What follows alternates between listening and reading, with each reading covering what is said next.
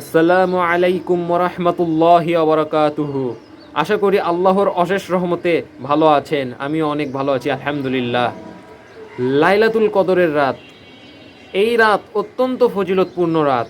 এই রাতে যে ব্যক্তি আমল ইবাদত করতে পারবে, সেই ব্যক্তির আমল নামে আল্লাহ তাআলা 1000 মাস ইবাদত করার ফলে যে সওয়াব পেত, সেই সওয়াব সেই এক রাতেই পেয়ে যাবে। তাই রাসূল সাল্লাল্লাহু আলাইহি ওয়াসাল্লাম বলেছেন, রমজান মাসের শেষ দশকের বিজোড় রাত যেরকম 21, 23, 25, 27, 29 এই তারিখগুলোতে এই রাত তালাশ করতে। তবে আমরা 27 তারিখেই মনে করি যে লাইলাতুল কদরের রাত, কিন্তু এটা ভুল। শুধু বিজোড় রাতে আমরা তালাশ করব এবং এই বিজোড় রাতগুলোতে আমরা রাত জেগে ইবাদত করব।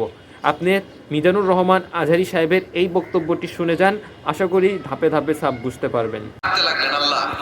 আগের উম্মতেরা হায়াত পেয়েছে 1000 বছর, ইবাদত করেছে বেশি। আমার উম্মতেরা 60 আর 70 এর মাঝখানে মরলে এদের নসিবে কি হবে?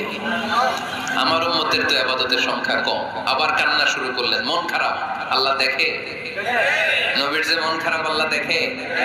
আল্লাহ নাজিল করলেন, ইন্না আনজালনাহু ফি লাইলাতিল কদরি ওয়া মা আদরাকা মা লাইলাতুল কদর লাইলাতুল কদরি খায়রুম মিন আলফি শাহর। সুবহানাল্লাহ পড়েন।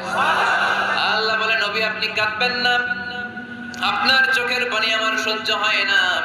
অন্যান্য নবীর উম্মতদেরকে হায়াত দিয়েছি বেশি, কদরের রাত দেই নাই।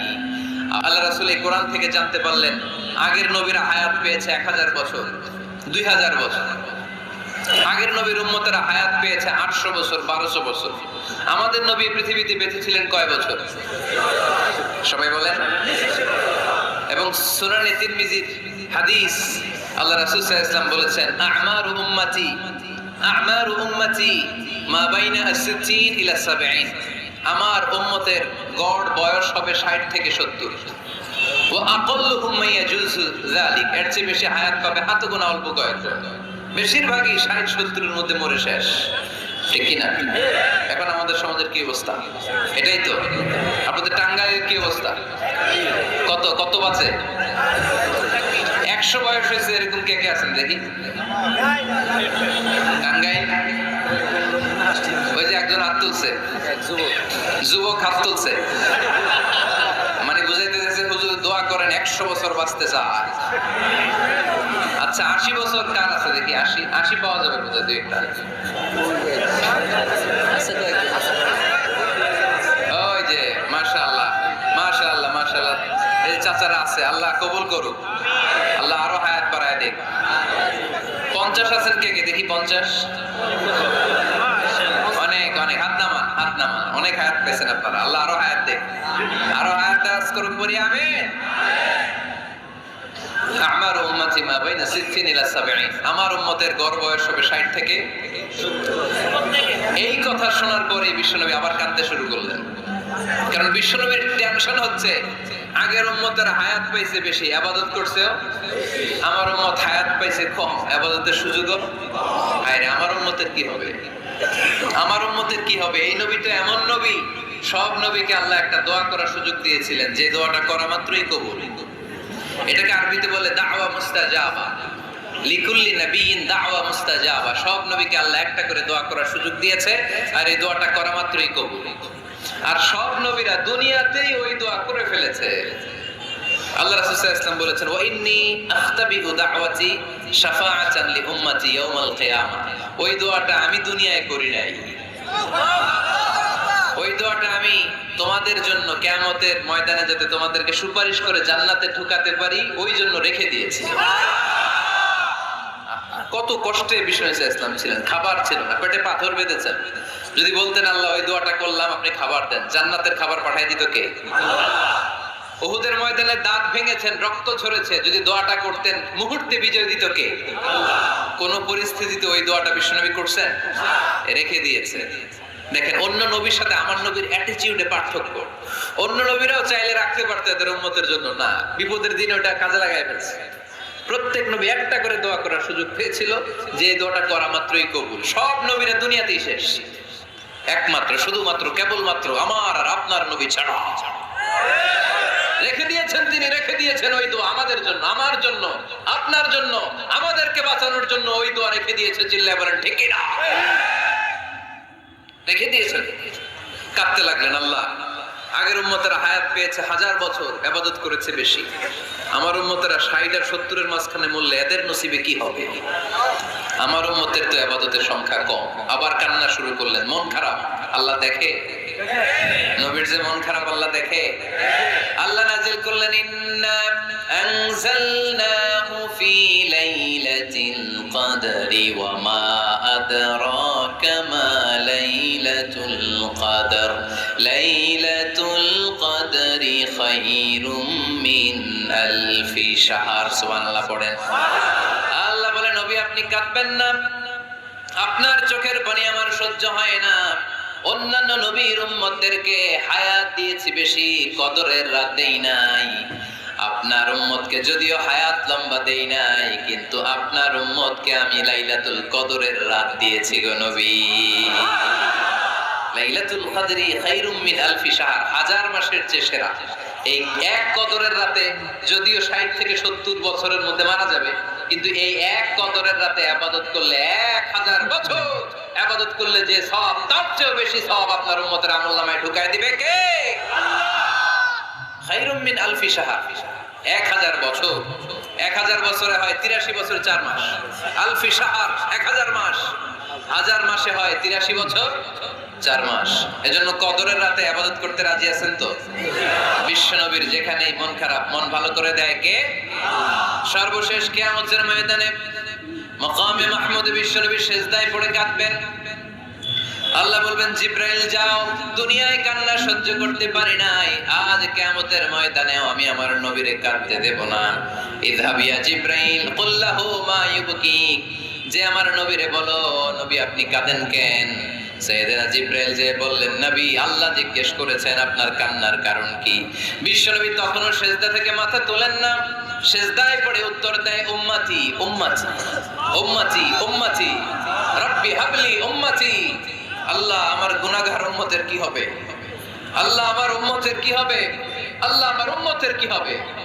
আল্লাহ বললেন, জিব্রাইল তাড়াতাড়ি যাও, আমার নবীর কান্না আমার সহ্য হয় না। আমার নবীর কানে কানে যে বলো, ইন্না সানুরদিকা ফি উম্মাতিক, দুনিয়াতে যেমনি আপনি পেরেশান অবস্থায়, মন খারাপ অবস্থায় আমি আপনার মন ভালো করে দিয়েছি, আজকে আপনার উম্মতের ব্যাপারও এমন একটা ঘোষণা আসবে, ওই ঘোষণা পেয়ে আপনি আজও খুশি হয়ে যাবেন গো নবী, আজও খুশি হয়ে যাবেন। এরফা রাসাক, নবী আপনি মাথা তোলেন, মাথা তোলেন, আর সিজদায় পড়ে থাকবেন না। এরফা রাসাক, মাথা তুলেন। সাল তুতা, কি চাইবেন চান দিয়ে দেব। ওয়াশফা তুশাফা, যার জন্য রেকমেন্ডেশন করবেন, যার জন্য সিগনেচার করে দিবেন, যার জন্য সুপারিশ করে দিবেন, তার সুপারিশই কবুল করে নেব। চিল্লায় কোন সুবহানাল্লাহ। এরপর বিশ্বনবী সুপারিশ করতে শুরু করবেন আর আমাদেরকে জান্নাতে ঢোকাতে শুরু করবেন। তারপরে নবী ক্ষান্ত হবেন না। এরপর একটা পতাকা হাতে নেবেন, ওই পতাকার মধ্যে লেখা আলিফ লাম হা মিম দাল, মানে আলহামদু, লিওয়াউল হামদ, প্রশংসার পতাকা। ওইটা নিয়ে জান্নাতের দরজার সামনে দাঁড়াবেন। তখনও পেরেশান, সবাইকে নিয়ে, উম্মতের সব জান্নাতীদেরকে নিয়ে বিশ্বনবী দরজার সামনে দাঁড়িয়ে নক করবেন। ভিতর থেকে জিজ্ঞেস করা হবে, মান আনত, কে আপনি? আল্লাহ রাসূল বলবেন, আনা মুহাম্মদ।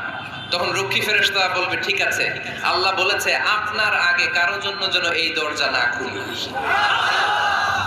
মুহূর্তের মধ্যে জান্নাতের দরজা খুলে দেয়া হবে। বিশ্বনবী প্রশংসার পতাকা নিয়ে সব উম্মতকে নিয়ে জান্নাতে ঢুকে যাবে। ওয়ালা সাউফা ইউতিকা রাব্বুকা ফাতারদা, নবী গো আপনি নিরাশ হবেন না, ভয় পাবেন না, হাল ছেড়ে দিবেন না, আমার উপর ভরসা রাখেন। আপনার বিপদ আছে যেখানে, আমি আল্লাহ। বিশ্বনবী যেখানে বিপদে পড়েছেন, বিপদ থেকে উত্তরণ করেছে কে? এরপরে বিশ্বনবীর আল্লাহ স্মরণ করায় দিচ্ছেন, নবী আলাম ইয়াজিদিকা ইয়াতীমান ফাআওয়া ওয়া ওয়াজাদাকা দাল্লান ফাহাদা। সুবহানাল্লাহ। তার মানে শপথ, রাতের শপথ, দিনের শপথ শেষ, কনফার্মেশন শেষ, এবার রিমাইন্ডার, স্মরণ করায় দিচ্ছে, নবী গো আলাম ইয়াজিদকা ইয়াতীমান ফাআওয়া, আমি কি আপনার ইয়াতীম পাই নাই? আল্লাহ রাসূল সাল্লাল্লাহু আলাইহি ওয়াসাল্লাম যে ইয়াতীম ছিল জানেন? দুনিয়ায় আসার আগেই বাবা হারিয়েছে। 6 বছর বয়সে মা হারিয়েছেন। মা ইন্তেকালের পরে দাদা আব্দুল মুত্তালিবের কাছে মানুষ হয়েছেন মাত্র 2 বছর। আল্লাহ রাসূলের বয়স যখন 8, দাদাকেও হারিয়েছেন। তারপরে চাচার কাছে ইয়াতিম নবী মানুষ হয়েছেন। আল্লাহ বললেন, নবী টেনশন কিসের? ওই যে আপনি ছোট্টবেলায় ইয়াতিম ছিলেন, আমি নিজেই আপনার চাচার মাধ্যমে আপনার লালন পালনের ব্যবস্থা করে দিয়েছি, কারণ আমি পথ দেখিয়েছি। আপনি ছিলেন দল্লান। দল শব্দের একটা অর্থ হচ্ছে ভ্রষ্ট বা গোমরা। আল্লাহ রাসূল কি ভ্রষ্ট ছিল? গোমরা ছিল না। আল্লাহ রাসূল ভ্রষ্ট ছিলেন না, গোমরা ছিলেন না। যদিও অফিশিয়ালি তিনি 40 বছর বয়সে নবী হয়েছেন, কিন্তু ওনার 40 বছরের আগের জীবনেও আমাদের জন্য অনুকরণীয় অনুপম আদর্শ। চিল্লায় বলেন ঠিক কি না? এখানে দলের অর্থ হচ্ছে, নবী, you are searching the right way, then I guided you to the right way. You are searching the truth. আপনি সত্য পথ খুঁজছিলেন, খুঁজে পাচ্ছেন না, কোনটায় কোনটায়। আপনি পথ হারা পথিকের মতো খুঁজছিলেন। অনেক সময় হয় না কি রে, টাঙ্গাইল যাবো, রাস্তা কি এইটা না ওইটা? মাঝে মাঝে আমরা দোদুল্যমান থাকি, আছে না নাই? আল্লাহ বললেন, নবী আপনি সত্য খুঁজছিলেন, সত্য কি এদিকে না ওদিকে? আমি বললাম, নবী ওই দিকে নয়, আপনি এই দিকে যান। এভাবে আমি আপনার পথ দেখিয়েছি। চিল্লায় গেল সুবহানাল্লাহ। আমরা যখন পথ ভুলে যাই, পথ দেখায় কে? আল্লাহ। জোরে বলতে হবে কে? আল্লাহ। আমি যদি কোনদিন পথ ভুলে যাই, হাত ছানি দিয়ে কাছে নিও, মমতার বন্ধনে আমায় বেঁধে সব ভুল ক্ষমা করে দিও। পড়েন, আমি যদি কোনদিন পথ ভুলে যাই, হাত ছানি দিয়ে কাছে নিও, মমতার বন্ধনে আমায় বেঁধে সব ভুল ক্ষমা করে দিও। চিল্লায় পড়তে হবে আমিন। এটা কিন্তু একটা দোয়া। যদি আল্লাহ পথ ভুলে যায়, পথ দেখায় দিও। প্রতিদিনই কিন্তু এই দোয়াটা পড়ি সূরা ফাতিহায়, ইহদিনাস সিরাতাল, সবাই বলেন ইহদিনাস সিরাতাল। ও আল্লাহ, show us the right path, show us the correct path, show us the straight path. আল্লাহ সোজা রাস্তা দেখান, যে রাস্তা শুরু হয়েছে দুনিয়ায়, ঢুকে গিয়েছে জান্নাতে। ওয়াজাদাকা দাল্লান, আপনি পথ খুঁজছিলেন, আমি আপনার পথ দেখিয়েছি। ওয়াজাদাকা আইলান ফাআগনা, আপনি ছিলেন নিঃস্ব, আমি আপনাকে ধনাঢ্য বানিয়েছি। তাফসিরে এসেছে ফাআগনা বিখাদিজা, আমি খাদিজার সাথে বিয়ে পড়াইয়া দিয়ে আপনাকে ধনী বানায় দিয়েছি। আল্লাহ রাসূল সাল্লাল্লাহু আলাইহি ওয়াসাল্লাম খাদিজা রাদিয়াল্লাহু তাআলা আনহার ব্যবসায় কাজ করতেন। আল্লাহ রাসূল সাল্লাল্লাহু আলাইহি ওয়াসাল্লামের আমানতদারিতায় মুগ্ধ হয়ে আম্মাজান খাদিজা বিয়ের প্রস্তাব পাঠালেন। বিয়ে হয়ে গেল, আরশের উপর থেকে আল্লাহ সাইয়েদানা খাদিজাকে সালাম পাঠালেন। সুবহানাল্লাহ। আর সাইয়েদাতুনা খাদিজা বললেন, নবী, আজ থেকে আমার সম্পদ বলে কোনো কথা নাই, সব সম্পদ আপনার পায়ের সামনে আমি ঢেলে দিলাম। আপনার যা মনে চায় এটা দিয়ে করেন, ইসলামের দাওয়াত দেন। ফাআগনা বিখাদিজা, খাদিজার সাথে বিয়ে করিয়ে দেওয়ার মাধ্যমে আল্লাহ রাসূলকে ধনী বানায় দিল কে? তার মানে 3টা রিমাইন্ডার দিলেন। 1 নম্বরে আপনি ইয়াতিম ছিলেন, লালন পালনের ব্যবস্থা করলাম। আপনি পথ খুঁজছিলেন, আমি আপনার সঠিক পথের দিশা দিয়ে দিলাম। আপনার টাকা পয়সা ছিল না, আমি আল্লাহ আপনারে ধনী বানিয়ে দিলাম। সুবহানাল্লাহ পড়েন।